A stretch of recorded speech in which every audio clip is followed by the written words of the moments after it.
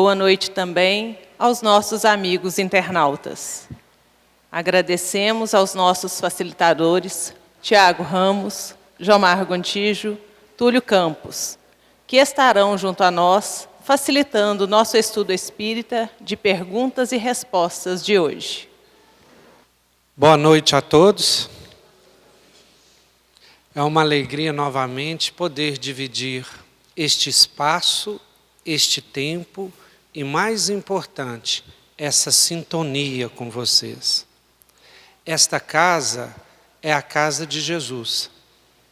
E Jesus está aqui conosco agora, nesse momento, pelos espíritos que estão aqui nesse ambiente e protegendo essa casa. Mas é muito importante que vocês estejam realmente aqui. Porque todo o processo de cura e harmonia começa aqui. Muitas vezes a gente vem para receber o passe, mas a cura não é só o momento do passe. Aqui já começa a preparação para o passe. Por que eu falei dividir o tempo, o espaço e a sintonia? Porque não adianta eu estar aqui nesse espaço e estar aqui neste tempo, hoje, às 19 horas de dezembro de 2017, mas a minha mente, o meu espírito está em outro lugar, em outro tempo, ou seja, em outra sintonia. Se eu aqui for pensar nas minhas dificuldades, nos meus problemas, na minha dívida, ou qualquer coisa, eu não estarei aqui. Apenas o meu corpo está aqui, o meu espírito não está. Então eu não vou poder absorver tudo que esse momento me dá. Porque essa casa, por si só, pelas vibrações que está aqui, ela já traz harmonia para a gente. Só o fato de eu entrar naqueles muros para dentro, eu já começo a me sentir melhor.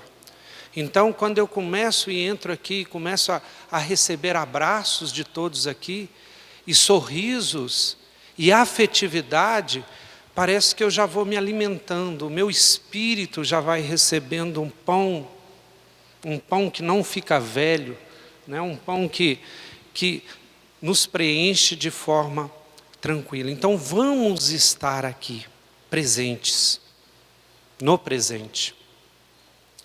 E esse estudo, eu adoro ele, eu gosto mais dele do que das palestras, porque é a oportunidade da gente dialogar, da gente conversar. Então vocês têm a oportunidade de fazer as perguntas de vocês e trazerem aqui, né? Fazem aí e as pessoas vão trazer aqui, nós vamos responder as dúvidas de vocês. Então é um estudo muito bom que nós que temos aqui, que não somos nem um pouquinho melhores do que você, mas temos mais experiência, né? Temos assim mais cabelos brancos, né? Mais anos vividos, né? Ou sem cabelo, né? Na doutrina espírita. Então a gente já tem mais anos vividos na doutrina espírita de estudo que a gente pode responder mais vocês, alguma coisa que vocês tenham dúvida. Então, vou passar ao Tiago, né, para o Tiago começar a responder. Pessoal, boa noite a todos. Satisfação para a gente estar aqui novamente, depois de um longo período, né, ausente, mas a gente retorna sempre que dá. Vamos lá, né, sem delongas. Há séculos que a comunicação entre encarnados e desencarnados é feita por intermédio dos médiuns. Com a evolução do mundo para a regeneração, isso poderá ser feito por telefone ou WhatsApp? Que bacana! Eu adorei essa pergunta, adorei. As perguntas estão evoluindo, mas é uma pergunta muito interessante, é nova. É uma pergunta muito interessante, porque existe um ramo de estudo dentro do Espiritismo, não só dentro do Espiritismo, mas o Espiritismo também se apropriou disso, chamado TCI, Transcomunicação Instrumental. E a transcomunicação instrumental, nós temos um ícone, né, dentro do Espiritismo que está alavancando mais esses estudos, chamado Clóvis Nunes. Então, quem tem interesse de saber disso aqui, né, anote aí, Clóvis Nunes, Transcomunicação Instrumental. O que é isso? É a é a comunicação com o mundo espiritual através de eletrônicos. Então, através de rádio, através de televisão.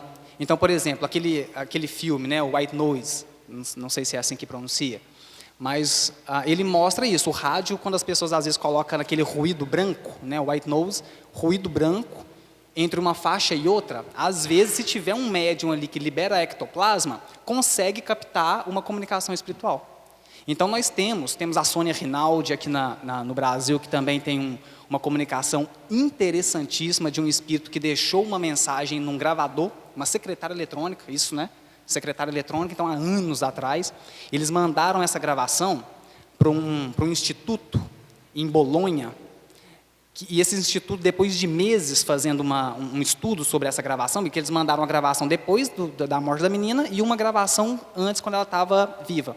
Então, eles fizeram um estudo sobre isso, eles mandaram um laudo com mais de 50 páginas, falando que a voz, tanto da primeira gravação que eles mandaram, quanto da segunda gravação, era a mesma voz, era idêntica. Então, ou seja, a voz que estava na secretária eletrônica, depois do desencarne da menina, era a mesma voz que estava antes. Isso a gente tem um laudo de um instituto sério comprovando isso.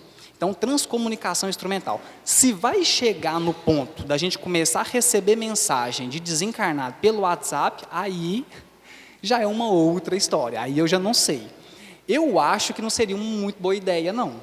Gente, imagina esses grupos de WhatsApp, né, grupo familiar, essas brigas que dão. Imagina se tiver um desencarnado lá ainda, dando uns pitacos dele, né? Então, o rapaz já está desencarnado, ele ainda vai mandar mensagem pelo WhatsApp. Eu acho que é um pouco demais. Só que nós vamos evoluir para isso. Na década de 50, Bezerra de Menezes mandou uma mensagem através da Ivone Pereira do Amaral. E nessa mensagem ele fala assim, ó, está para chegar, isso foi na década de 40 ou 50, não sei. Está para chegar um equipamento que futuramente servirá para a comunicação entre desencarnados e encarnados. Que equipamento que era esse? Década de 40, 50? Televisão. Aí, há pouco tempo depois, surge a televisão. Então, ou seja, é um aparelho que futuramente nós vamos utilizar. Tanto que, se a gente for olhar, gente, Thomas Edison, esse mesmo que vocês estão pensando, ele dedicou longo tempo da vida dele tentando desenvolver um equipamento que fizesse comunicação com o mundo desencarnado. Nós não sabemos disso, porque tem algumas informações que o pessoal não gosta muito de ficar divulgando. Mas ele dedicou longos tempos da existência dele, enquanto Thomas Edison, para tentar desenvolver esse equipamento. Porque a nossa humanidade sabe que é possível. A gente sabe que é possível manter esse tipo de comunicação. Então, o que tem na codificação espírita que nos pode falar alguma coisa? Né? Porque tem problemas que é nosso aqui. Né? Tem problemas que o Kardec, é lógico, não tem como ele ter falado disso aqui, porque era algo que não existia na época dele. Então, tem problema que tem abacaxi que é para a gente resolver mesmo. Só, o que tem lá que pode dar para a gente, então, um subsídio para a gente tentar entender isso aqui? Kardec diz assim, que com o passar do tempo, as comunicações elas passarão a ser gradativamente intuitivas e de inspiração. Então, as comunicações deixarão de ser essa psicografia grosseira, deixará de ser essa psicofonia grosseira, a gente cada vez mais irá diminuir as manifestações de efeitos físicos, para que as comunicações sejam cada vez mais intuitivas. Então, vamos chegar, será, nesse estágio aqui, de termos essa comunicação via WhatsApp? Pode ser. Agora é uma opinião particular, né, porque, é claro, isso não tem em nenhum lugar da doutrina espírita.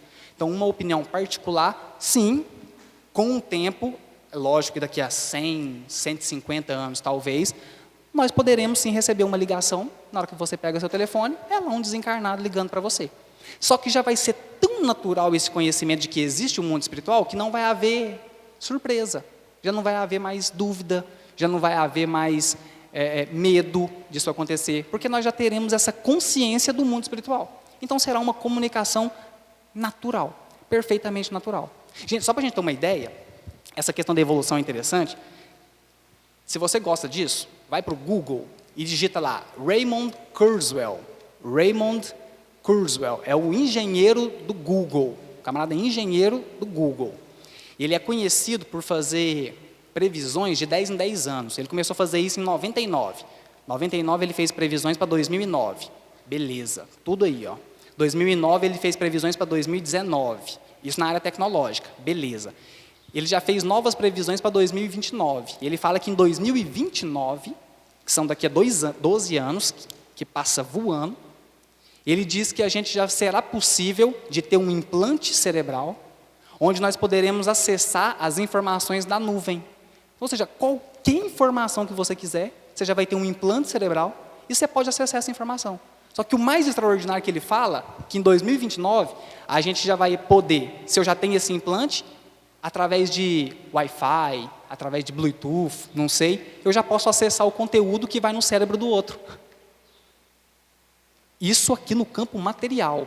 Porque isso no mundo espiritual já existe há muito tempo.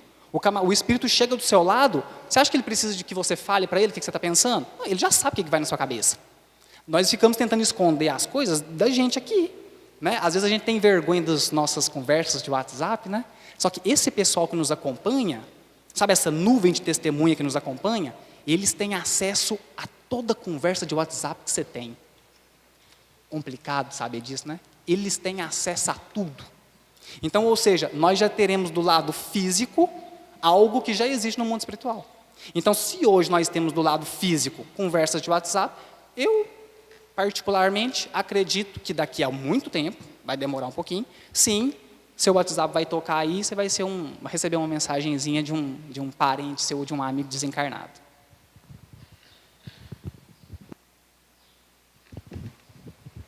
Boa noite. Pergunta: transição planetária, qual a melhor conduta do espírito frente às dificuldades que se manifestam neste momento planetário? Como afastar os pensamentos negativos frente à quantidade de fatos adversos que nos aflige? São 3 perguntas, na verdade. Como manter alto astral frente a tanto choque de valores entre o que se pratica em sociedade e o que pede a doutrina espírita? Bem, a gente analisa um espírito de luz, a primeira coisa que a gente percebe é que as dificuldades do mundo material não interferem muito na sua conduta. Pelo contrário, né? Às vezes dá a ele mais força, mais coragem e mais motivação de ser ainda melhor. A gente vê isso no livro Renúncia. Um dos personagens do livro começa a buscar, angariar forças do mundo espiritual, das forças inferiores, para que pudesse atingir uma determinada família. E lá eles viram que existia um anjo reencarnado na família. E eles orientaram, falaram: olha, o anjo, quanto mais você persegue, quanto mais você aborrece, parece que ele sente prazer. Porque eles se sacrificam, eles se lutam, eles não se importam, às vezes, com as dificuldades. Eles encontram nas dificuldades a oportunidade de crescer, aprender e ajudar. O que acontece muitas vezes é a gente encontrar dificuldades, né? Aqui está falando da transição planetária, desse choque de ideias, né? A doutrina espírita prega algo, mas lá fora existe 1 milhão de coisas que nos faz pensar o contrário. É a televisão, é a música, né? É a cultura que nos força a não praticar o evangelho. A gente percebe o seguinte, que a maioria das pessoas estão preocupadas em corrigir, em observar os outros. As pessoas conseguem enxergar muitos defeitos dos outros, quando, na verdade, a gente tem que nos preocupar apenas conosco mesmo, com os nossos defeitos, com as nossas dificuldades. Então, quando eu preocupo com o outro, aí sim, eu vou ter muita dificuldade, porque eu não consigo mudar o outro. Né? Dentro da minha casa, eu vivia brigando com a minha esposa por isso, que eu queria que ela fosse como eu. Eu queria que ela agisse como eu pensava. E quando eu compreendi isso, meu casamento melhorou muito. Eu precisava corrigir apenas a mim mesmo. E através do meu exemplo, eu iria talvez corrigir ela. Talvez. Então é isso que vai trazer muito conflito na sociedade, e isso que vai trazer muita dificuldade. Porque quando eu chego no meu trabalho, existe lá o choque. E eu vou sofrer mais ainda porque eu quero que todo mundo no meu trabalho pense como eu quero que todo mundo no meu trabalho passe a agir como eu. E eu começo a criticar. Ó, a pessoa não prega o evangelho, ó, aquela pessoa faz muita fofoca, olha, aquela pessoa é mentirosa. E aí sim eu vou revoltando com o meu trabalho. Aí eu quero largar o meu trabalho. E eu largo o meu trabalho, eu fico em dificuldade financeira. E o que eu devo fazer? Cheguei no meu trabalho, identifiquei os problemas, eu vou fechar o olho para esses defeitos e tentar enxergar só as qualidades dos meus companheiros de serviço. E tentar me corrigir o tempo todo. Tentar ver só as minhas atitudes. E os meus companheiros, se eu me acho melhor do que ele, eu tenho a obrigação de ajudá-lo. Se é que realmente eu sou melhor. Então, ser paciente, ser compreensivo, ser caridoso, em resumo. Nessa transição planetária, que é o que a pergunta faz, e essas dificuldades que nós encontramos atualmente, é justamente por isso. Porque a gente quer conflitar e corrigir o próximo, quando devemos, na verdade, corrigir apenas nós.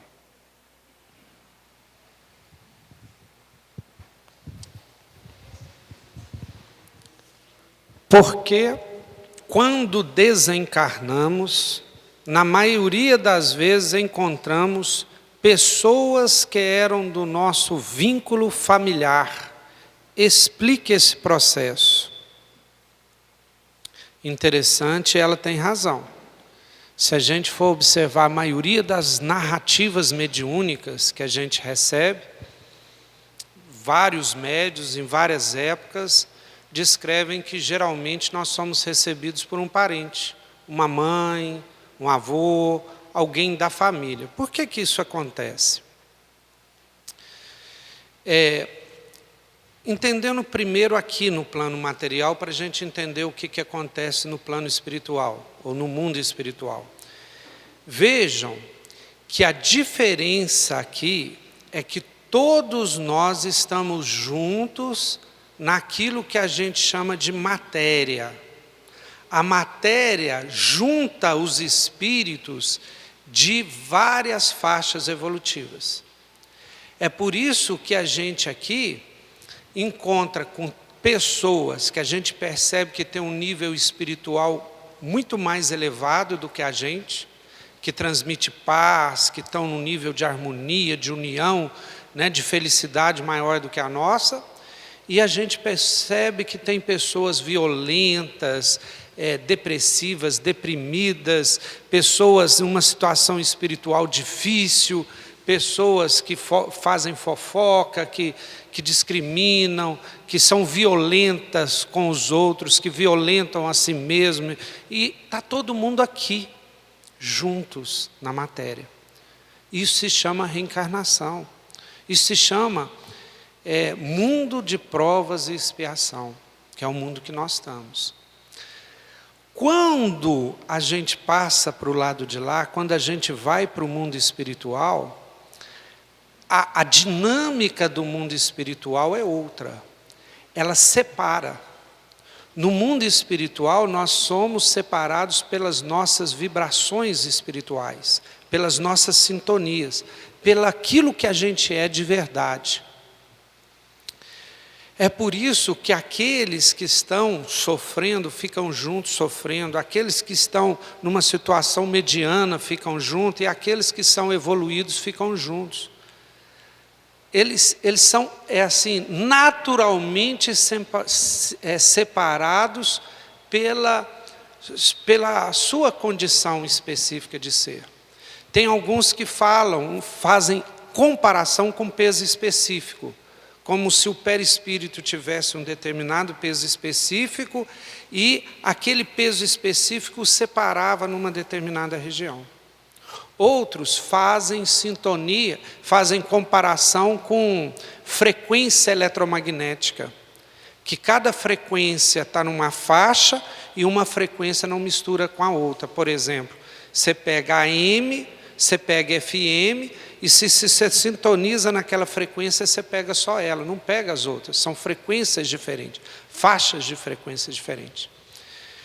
Então, vejam só, quando eu vou para o mundo espiritual, eu vou encontrar com aqueles espíritos que eu tenho sintonia vibratória. para o bem e para o mal. E a família nossa, nós temos que entender que muito raramente a minha família é o primeiro encontro com eles. Muito raramente, meu filho, minha esposa, meu pai, é o primeiro encontro. A família se ajunta aqui, mas é porque já é família há muito tempo. Jesus chama de família espiritual. Então a família espiritual nossa, ela é muito mais ampla do que a família consanguínea. E a família consanguínea faz parte dessa família espiritual. Então, quando eu desencarno, geralmente vai me receber um parente que eu tenho mais sintonia vibratória. Geralmente uma mãe, um pai, um avô, alguém que já tem vínculos, não só dessa vida, mas de outras também, que tem essa proximidade espiritual. E aí ele vai nos receber, que é mais fácil, inclusive, por causa desses laços de afetividade, ele nos acalmar, nos tranquilizar, chegar e falar assim, não, você está no tal ambiente, calma, tranquilize, você vai se adaptar. Então essa pessoa até nos ajuda a fazer essa passagem, porque muitas vezes a gente passa, muitas vezes não, sempre a gente passa por um processo de perturbação, que Allan Kardec chama de perturbação nesse momento de passagem da vida material para a vida espiritual. Eu vou responder o complemento daquela anterior, de uma forma mais rápida, mas perguntou assim, se é necessário ectoplasma para a comunicação mediúnica, as pessoas que receberam as comunicações pelo WhatsApp, seria necessário serem médiuns ostensivos? Né? Então, seguindo aquela lógica do que a gente falou, que bem futuramente pode ser que haja, então essa pessoa que recebe a mensagem, ela necessariamente tem que ser médium ostensivo? Não, a pessoa que recebe a mensagem não, porque o ectoplasma, todos nós aqui liberamos ectoplasma. Todos nós. Quem quiser entender isso, vai pegar um livrinho fininho, numa sentada você lê, do Mathieu Tubino. O autor chama Mathieu Tubino, se não me engano, o título é o ectoplasma, o fluido vital, uma coisa nesse sentido. Mas se digitar no Google aí, você acha. Mathieu Tubino, é uma das principais referências que a gente tem sobre ectoplasma.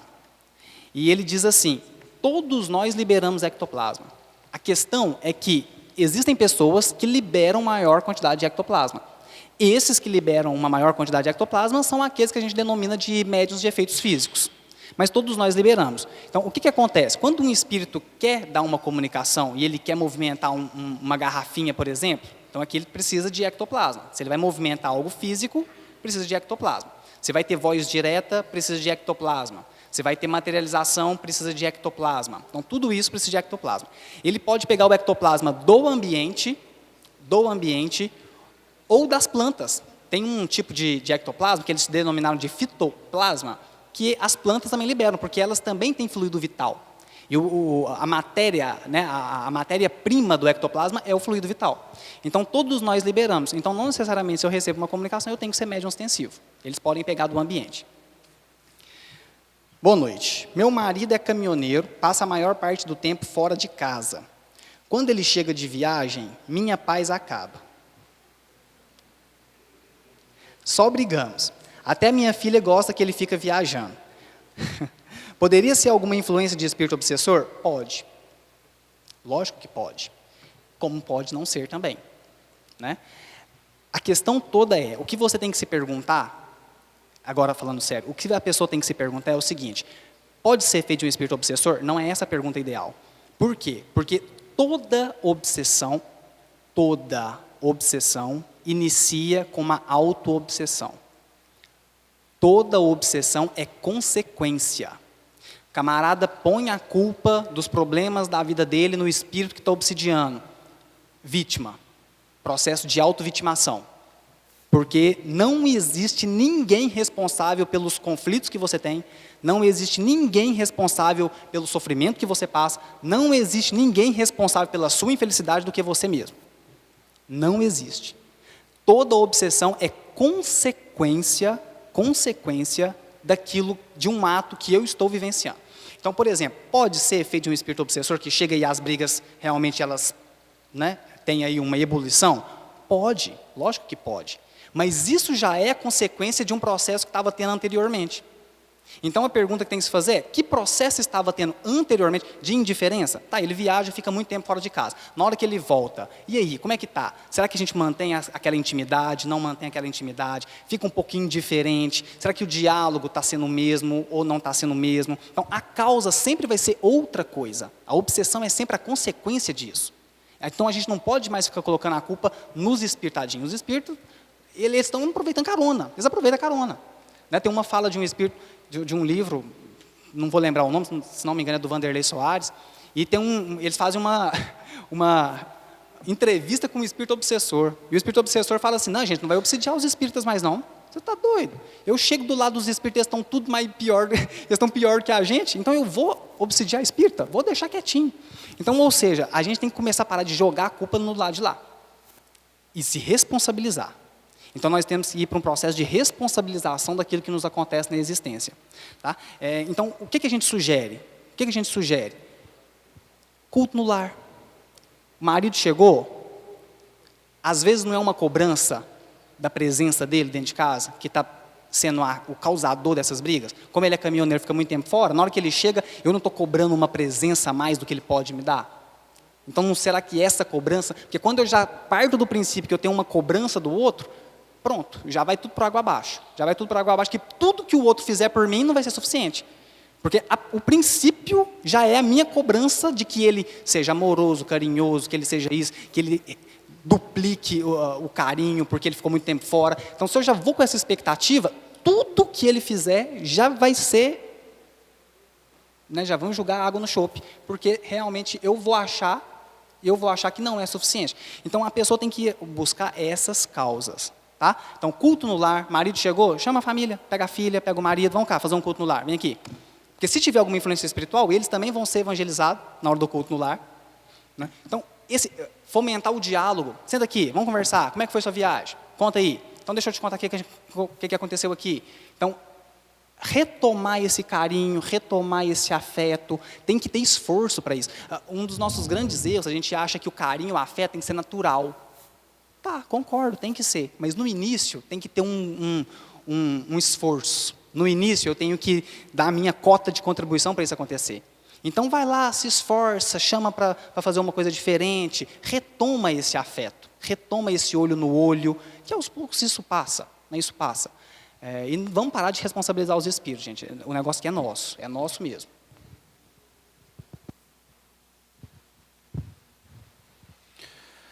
O que o Espiritismo nos fala sobre a volta de Jesus? Aí o João Mar comentou aqui comigo que Jesus não vai voltar porque nunca nos deixou, né? Bem, a gente encontra essas respostas no Evangelho. A gente analisa lá, o Cristo fala assim, quando vos disser que o reino do céu está lá ou acolá, não acrediteis, porque na verdade está dentro de vós. O governador, o rei, o príncipe do reino de Deus é o Cristo. Todo aquele que trabalha para encontrar o reino de Deus dentro de si mesmo, consequentemente, ele vai encontrar o Cristo. Quando você analisa lá uma outra passagem do Evangelho, ele fala assim, Senhor, os seus irmãos e sua mãe te chamam, estão lá fora. E ele fala assim, quem são meus irmãos? Quem são meus pais? Na verdade, vos digo que são todos aqueles que fazem a vontade do meu Pai. Então ele fala nessa passagem que se quer ser íntimo do Cristo, se quer ser próximo do Cristo, é fazer a vontade de Deus. Mais uma deixa no Evangelho de quando Cristo vai voltar. Outra passagem é a parábola do julgamento final. Quando ele fala assim, vinde à minha direita, as ovelhas, vinde à esquerda, os carneiros. As ovelhas são aqueles que me alimentaram, que me cobriram, que me visitaram. E eles falam, quando foi que eu te alimentei? Quando foi que te cobri ou te visitei? E ele fala, quando você faz isso a um irmão, a um pequenino, você também estará fazendo a mim. Então é outra deixa. Quando é que o Cristo vai voltar? Ele está mostrando no Evangelho. Toda vez que você fizer a vontade de Deus, toda vez que você for caridoso, toda vez que você buscar encontrar o reino de Deus que está dentro de você. No livro Paulo, Estevão era um homem extremamente dedicado ao Cristo. Ele sacrifica a sua vida em função do povo. E o Cristo em pessoa vai recebê-lo quando ele é apedrejado. E Cristo faz naquele momento um sinal negativo para Saulo. Mas Saulo busca o seu reino de Deus dentro dele. Ele busca fazer a vontade do Pai. Ele busca obedecer às ordens do Cristo. E ele já como Paulo, no seu desencarne, também encontra com a figura do Cristo. Maria, no livro Boa Nova, ela estava na sua casinha, sozinha, e ela recebe um mendigo. E acolhe ele muito bem, apesar de um dia muito cansativo, apesar de ter encerrado as suas tarefas, ela acolhe aquele mendigo com muito carinho, com muita dedicação. E ela descobre ali que aquele mendigo, na verdade, era o seu próprio filho, o Cristo, que a recebe e vem buscar ela para que ela pudesse ser a rainha no reino de Deus.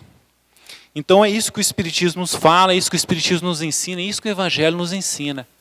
Que o Cristo vai retornar no momento em que a gente aceitá-lo. No momento em que a gente começar a fazer aquilo que Ele nos pede. Quando a gente for caridoso, quando a gente passar a amar o próximo. Muito bom, Túlio. E complementando isso aí, qual que é o problema? Por que a gente fica esperando Jesus voltar? E as religiões ficam? Porque é aquela ideia soterológica. É a ideia que Jesus vem para nos salvar. E a grande revolução do pensamento espírita não é Jesus que nos salva, né? Jesus e o que Ele representa nos liberta. O amor nos liberta, o conhecimento nos liberta. Mas o reino dos céus, que é o pensamento maior que Jesus veio trazer à humanidade, está dentro de cada um de nós. Então, em vez de procurar um Jesus externo que volta para nos salvar, é procurar o reino dos céus que está dentro de nós. Que foi exatamente o que Tiago estava falando. Que nós somos culpados pela nossa felicidade e pela nossa infelicidade. Isso está muito claro no Livro dos Espíritos. E quando eu entendi isso, me deu uma tristeza muito grande. Porque não tem jeito de eu colocar a culpa nos outros. E a gente gosta muito de colocar a culpa no obsessor, a culpa no marido, a culpa na sogra. A infelicidade nossa é culpa dos outros. Não é. Mas eu não fiz nada, foi um acidente. Eu não fiz nada, foi o mercado financeiro, foi não sei o quê, foi o outro, e eu não fiz nada. Você não sabe o que você fez em vidas passadas. Talvez você até não tenha feito nada nessa vida. Mas a gente planta constantemente e colhe no futuro. O espírito de Pedro, quando perguntaram para ele o que era o futuro, ele falou para nós assim: o futuro é o tempo que colhemos o que plantamos hoje. Então, o que plantamos hoje, nós vamos colher no futuro. Se eu quero plantar felicidade, para colher felicidade, eu começo agora. Boa noite. Pode um espírito se manifestar em um só tempo através de médiuns diversos ou em locais diferentes? Igual Pedro fala para a gente, sim e não. O espírito ele não pode se dividir em 10 e comunicar com 10. Isso não pode acontecer. Só que um espírito, ele pode, um espírito de uma certa evolução, emanar o seu pensamento e espíritos orientadores de diversos médiuns captar esse pensamento e transmitir esse pensamento. Seria, por exemplo, aqui, a gente está filmando aqui na internet, o meu pensamento e as minhas palavras, por um meio eletrônico, pode ser transmitido a várias pessoas em vários lugares do mundo. Se nós aqui no mundo material temos uma tecnologia para isso, no mundo espiritual é muito melhor do que isso, né? A ideia do chip aqui, eles estão lá muito mais na frente disso. Então, eles já... Eu estou falando de espíritos superiores, é claro, né? Eu ia até fazer essa observação e esqueci, porque tem espíritos que eles não dão conta de atravessar uma porta, eles não dão conta de entender o pensamento dos outros. Tem espírito em tal situação que eles não estão tal problema que nem dão conta de se comunicar direito, estão isolados, chegam numa situação muito difícil. Agora, espíritos evoluídos não. Se nós, nessas condições, já fazemos tanto, eles evoluídos, em termos de comunicação do pensamento, eles estão muito mais para frente. Agora, um fenômeno interessante que acontece é o seguinte: muitas pessoas e muitos espíritos recebem autorização para falar em nome de outros. Por exemplo, Bezerra de Menezes, que é um espírito que a gente... parece que tem várias comunicações em vários lugares e simultâneos. Acontece muito isso, a gente já viu. E parece todas serem verdadeiras. O que acontece? Bezerra de Menezes é um espírito que tem vários assessores e ele dá autorização para esses espíritos se manifestarem em nome dele, né? Aqui nós temos a procuração, né? Eu dou uma procuração lá para o Tiago me representar numa determinada reunião, num determinado processo jurídico, porque eu confio no Tiago e sei que ele vai me representar bem. Os espíritos fazem isso também. Então, o doutor Bezerra conhece alguém e fala: não, você pode orientar aquela casa lá, através daqueles médiuns, em meu nome. Então, ele dá aquela procuração para aquele espírito fazer isso. E isso, então, acontece. Agora, realmente, um espírito ele não pode se dividir e ser 10 ao mesmo tempo. Isso não existe, tá? Espero ter esclarecido. Se Deus está conosco, nos ouvindo e nos abençoando, na rua ou em qualquer local, por que Ele não aparece para fortificar a nossa fé? Olha, é uma ótima pergunta. É uma ótima pergunta, tanto que Pedro fez uma pergunta igualzinha a essa, para Jesus. Por que Ele não aparece para fortificar a nossa fé? Só que antes de entrar nessa pergunta do Pedro, né, e a resposta de Jesus, a minha pergunta é: será que Ele não aparece? Será que não? Ou nós esperamos que Ele apareça vestido assim, né, numa roupa bem luminosa, com uma seta em cima: ó, sou eu, me veja, é esse o conselho. Porque nós recebemos esse tipo de mensagem, esse tipo de intervenção de Deus, de Jesus, a todo instante, a todo momento tem um amigo que chega para você e te... Calma, maneira, vai devagar. E a gente já olha e fala: invejoso. É Deus falando. Porque eles utilizam esses meios materiais para chegar até a gente. Ou às vezes utilizam, quando querem ser um pouco mais diretos, utilizam um sonho. No sonho você vê um mentor espiritual, você vê um espírito amigo, e ele te dá um conselho, e você acorda e fala: isso é coisa da minha cabeça, não estou nem aí. Então, será que ele não aparece para fortificar a nossa fé? Ou nós não queremos algo bem tangível, né? A gente espera um tapete vermelho e meu mentor venha e olhe para mim e me fale direitinho o que eu preciso de fazer na minha missão aqui na Terra. Isso não vai acontecer. E por que isso não acontece? Porque se acontecesse, os espíritos poderiam virar para mim e falar assim: ô menino, deixa eu te contar, a sua tarefa aqui é fazer palestra, tá bom? Eles podem chegar para mim e falar isso. Tá, aí eu vou fazer palestra. O mérito é de quem? Porque talvez eu não ia fazer. Se não chegasse ninguém e falasse: ó, você tem que, sua tarefa aí é fazer palestra. Talvez eu não faria. Então, eles não nos dizem o que fazer porque eles querem deixar o mérito para a gente. Nós é que temos que chegar naquela conclusão de que eu preciso fazer isso, de que isso aqui é bacana para mim. Então, se eles chegassem e fortificassem a minha fé, que trabalho que eu teria se a minha fé fosse fortificada por Deus? Aliás, como que eu iria fortificá-la se eu não ia passar pelas situações que iria fortificar a fé? Não tem como. Então Pedro, tentando tirar lá um espírito obsessor de um rapaz lá, e o espírito já estava na terceira fase da obsessão, que é de subjugação, que é aquela que ele consegue já manipular o corpo físico da pessoa.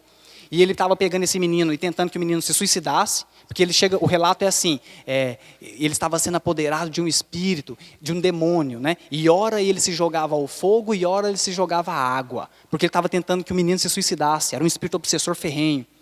E os discípulos em cima dele tentando desobsidiar o menino, 3 dias já e nada. Aí o pai leva o menino para Jesus e fala assim, aqui, você pode? Aí Jesus, você quer que eu faça? Quero, então pronto, o espírito vai embora. Aí Pedro vira para Jesus e fala assim, mas mestre, pera lá, por que nós estamos há 3 dias tentando tirar esse espírito e você com um piscar de olho o espírito foi embora? Aí Jesus falou assim, é porque esse espírito ele precisa de jejum e de oração. Ele é um tipo diferente. A oração é essa ligação com o Pai, mas o jejum é a parte prática, é a autoridade moral. Sem autoridade moral não tem como. Aí Pedro vira para ele e fala, então, aliás, Jesus, depois de responder isso, ele fala assim, porque vocês têm uma fé de um tamanho de um grão de mostarda. Aliás, você não tem essa fé. Se você tivesse uma fé do tamanho de um grão de mostarda, você diria essa montanha, passa daqui para lá e ela passaria. Aí Pedro vira para Jesus e fala assim, então aumenta a nossa fé. Simples. É a pergunta. Por que não fortifica a nossa fé? Então Pedro vira para Jesus e fala, então aumenta a nossa fé. Jesus conta uma parábola para responder essa pergunta. Porque ele não dá a resposta de mão beijada. Aí a parábola que ele conta, ele diz assim, olha, qual de vós que tendo um servo, e este servo chega, já vai logo dizendo, senta e come. Mas antes não o diz, vai, lava-te, cinge-te, prepara-te a comida, depois vem e come. Ele contou essa parábola para responder essa pergunta. O que ele está querendo dizer? Primeiro o trabalho, depois a recompensa. Primeiro o dispêndio de energia, depois a reposição de energia. Então, quer ter sua fé fortalecida? Primeiro o trabalho, primeiro a obra. Por isso que Tiago falava, a fé sem obras é morta. Não existe uma sem a outra. Então, primeiro você tem que se colocar no caminho, primeiro você tem que se colocar no movimento, primeiro você tem que se colocar no trabalho, porque nós atraímos porque vibramos, não é o contrário. Eu não vibro porque atraio, eu atraio porque eu vibro. Então, o primeiro movimento é sempre do espírito. Então, primeiro eu tenho que trabalhar, para depois eu ter a recompensa, entre aspas. Então, quer ter a fé fortificada? Trabalho, trabalho e trabalho.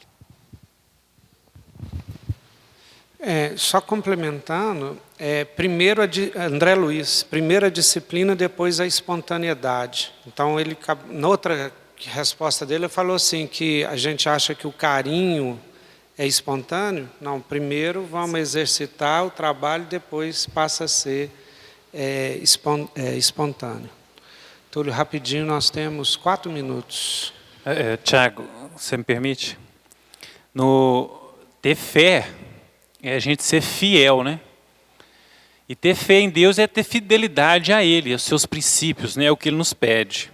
E no livro dos Espíritos, os Espíritos respondem uma pergunta lá. Eles perguntam, por que as coisas erradas são prazerosas? E os Espíritos respondem que apenas dessa forma é possível da gente provar o quanto nós somos fiel a Deus. O quanto nós temos a fé por Deus. Porque se eu estou rejeitando, renunciando a algo que eu tenho muito prazer por Deus, isso mostra tamanho o meu amor e fidelidade e fé por Ele. Como que eu vou provar fé a Deus se toda hora Ele tem que vir aqui me lembrar, né, Tiago?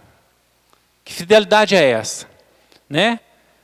Eu sou muito fiel à minha esposa, mas ela tem que estar do meu lado, me lembrando toda hora, né, me telefonando. Isso não é fidelidade, né?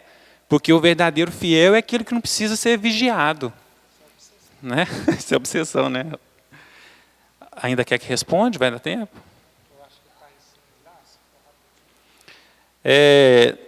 na escala da evolução, estagiamos em vários reinos.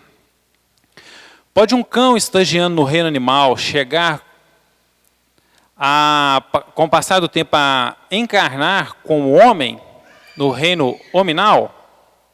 Eu até perguntei eles aqui antes, o livro que trata melhor desse assunto é Evolução entre Dois Mundos, né?